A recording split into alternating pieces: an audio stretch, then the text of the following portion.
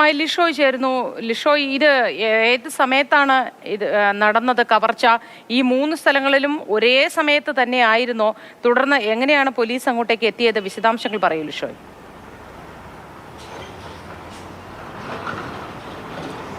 മൂന്ന് സ്ഥലത്തും ഒരേ സമയത്തല്ല മോഷണം നടന്നത്. ഞാൻ ഈ നിൽക്കുന്ന ആ മാപ്രാണം ATM-ലാണ്. ഇവിടെയാണ് ആദ്യം മോഷണം നടന്നത്. ഇവിടെ ഈ മോഷണ സംഘം എത്തിയത് കൃത്യം 2:10-നാണ്. 2:10-നാണ് മോഷണം നടന്നത്. അതായത് അതിന് തൊട്ട് മുൻപായി അവർ ഇവിടെ എത്തുകയും ചെയ്തു. ഈ ദൃശ്യങ്ങൾ കാണുന്നത് പോലെ തന്നെ ഈ ATM-നകത്തും സമാനമായ രീതിയിൽ തന്നെ ഗ്യാസ് കട്ടർ ഉപയോഗിച്ച് ആ ATM-ൻ്റെ പണം വയ്ക്കുന്ന ട്രേ അത് തകർത്ത് അതിനുള്ളിൽ നിന്ന് പണം എടുത്താണ് കൊണ്ടുപോയത്. കൂടാതെ മറ്റൊരു പ്രധാനപ്പെട്ട കാര്യമെന്ന് പറയുന്നത്, ഇവിടെ കഴിഞ്ഞ ദിവസമാണ് പണം നിറച്ചത്. ഏകദേശം 35 ലക്ഷം രൂപയോളമാണ് SBI അധികൃതർ ഈ ATM-ൽ പണം നിറച്ചത്. ഇത് സാധാരണഗതിയിൽ അത്രയധികം ആളുകളൊന്നും തന്നെ സ്ഥിരമായി വന്ന് പണം എടുക്കുന്നതല്ല. തൊട്ടടുത്ത് തന്നെ നിരവധി ATM-കളുമുണ്ട്. മറ്റ് ബാങ്കുകളുടെ ATM-കളും എല്ലാം തന്നെ ഉണ്ട്. അതുകൊണ്ട് തന്നെ ഈ ATM അധികം ആരും വളരെ കാര്യക്ഷമമായി ഉപയോഗിക്കുന്നതല്ല. പക്ഷേ കഴിഞ്ഞ ദിവസം പണം കൃത്യമായി നിക്ഷേപിച്ചത് ഒരുപക്ഷെ ഈ സംഘം നിരീക്ഷിച്ചിട്ടുണ്ടാകാമെന്നാണ് കണക്കാക്കുന്നത്. ഏകദേശം 35 ലക്ഷം രൂപയോളമാണ് നിക്ഷേപിച്ചത്.